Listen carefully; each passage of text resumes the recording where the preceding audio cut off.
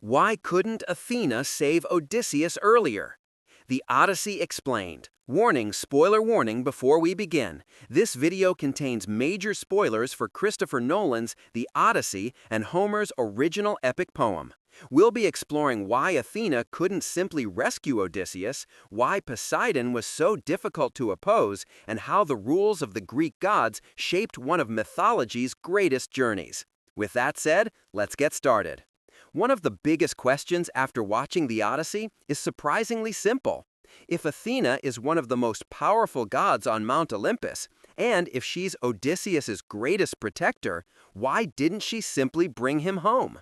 Why allow him to spend years wandering the seas? Why let him suffer through storms, shipwrecks, monsters, the Cyclops, Scylla, Charybdis, and even years trapped on Calypso's island? Wouldn't it have taken just one miracle to send him back to Ithaca? The answer is much more complicated than most people realize, because in Greek mythology, even gods have limits. And Christopher Nolan's version makes that idea even more fascinating.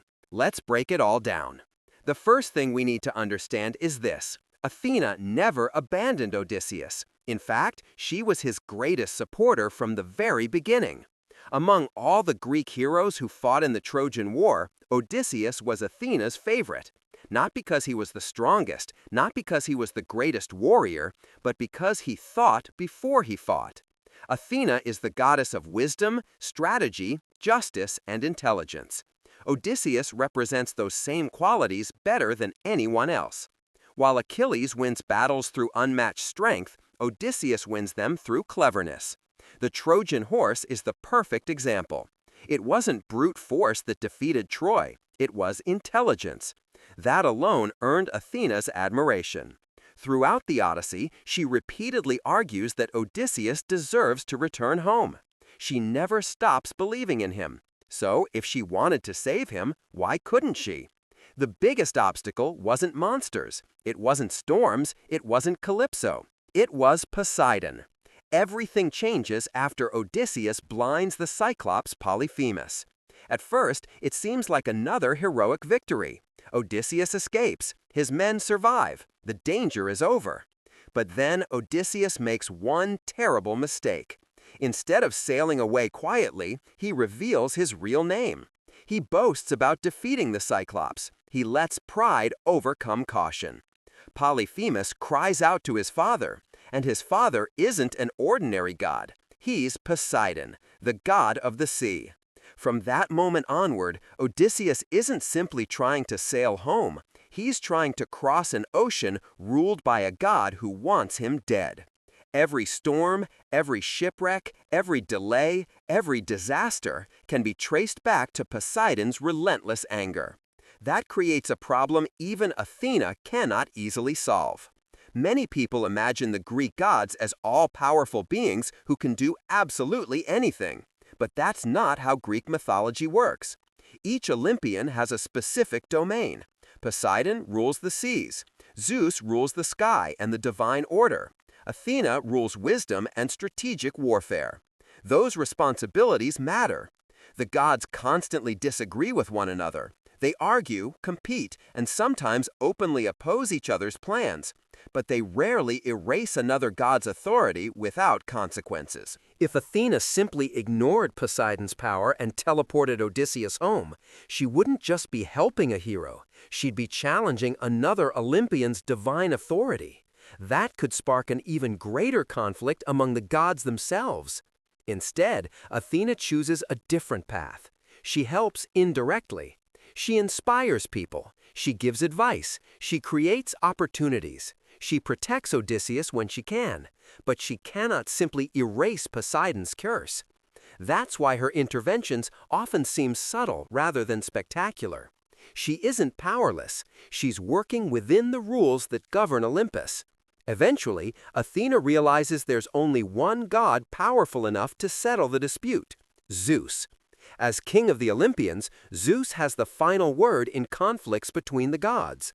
When Athena believes Odysseus has suffered enough, she doesn't ignore Zeus. She petitions him. She argues that the hero deserves mercy. Only after Zeus agrees does the situation begin to change. Zeus sends Hermes to Calypso's island with a direct command: release Odysseus. Calypso obeys, not because Athena defeated her, but because Zeus himself has spoken. That moment reveals something incredibly important. Even Athena answers to a higher authority. There's another reason Athena doesn't simply solve every problem for Odysseus, because then he wouldn't truly be a hero. Think about every challenge he faces: the Cyclops, the Sirens, Circe, Scylla, Charybdis, the suitors waiting in Ithaca. Each obstacle forces Odysseus to rely on his own intelligence, not Athena's. She offers guidance, but he must make the decisions.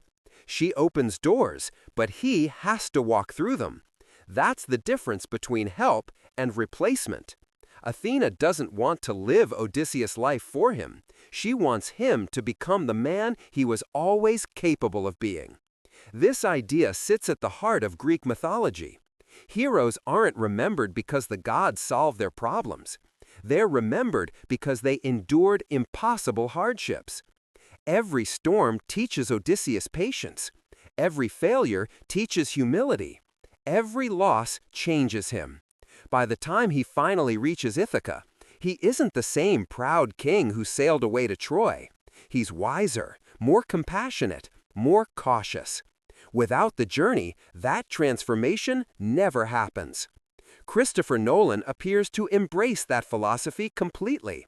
Rather than presenting Athena as a superhero who constantly performs miracles, he presents her as something much quieter: a mentor, a guide, a source of wisdom. She rarely dominates the screen with overwhelming displays of divine power. Instead, she nudges events in the right direction. She influences choices. She encourages hope. That restrained approach makes her feel even more mysterious. Sometimes viewers may even wonder whether Athena is physically present, or whether she's representing the wisdom growing inside Odysseus himself.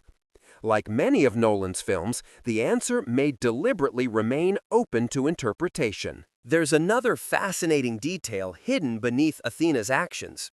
Notice that she never asks Zeus to remove every hardship from Odysseus' journey. She doesn't demand an easy life for him. She simply asks for the opportunity to return home. Even the goddess of wisdom understands something profound. Growth often comes through struggle. If Odysseus reached Ithaca immediately after Troy, history would remember him as another victorious king. Instead, his long journey transforms him into one of the greatest heroes ever written. Perhaps Athena knew that all along. Final thoughts. So, why couldn't Athena save Odysseus earlier? Not because she didn't care, not because she lacked power, but because even the gods lived within a divine order. Poseidon ruled the seas. Zeus held ultimate authority. And Athena understood that wisdom isn't about breaking every rule to get what you want. It's about knowing the right moment to act. Throughout the Odyssey, she does everything she can. She protects, guides, encourages, and never stops believing in Odysseus. But she also understands that some journeys cannot be completed by miracles alone. Heroes aren't remembered because the gods carried them to victory. They're remembered because they faced impossible odds, made impossible choices, and found the strength to keep moving forward. Perhaps that's why Athena never simply brought Odysseus home, because the journey itself was the very thing that made him worthy of becoming a legend. So what do you think? Could Athena have done more to help Odysseus? Or was his long journey always destined to unfold exactly as it did? Let me know your thoughts in the comments below. And if you enjoyed this breakdown, don't forget to like, subscribe, and turn on notifications for more The Odyssey Explained videos, Greek mythology breakdowns, hidden details, and Christopher Nolan analysis.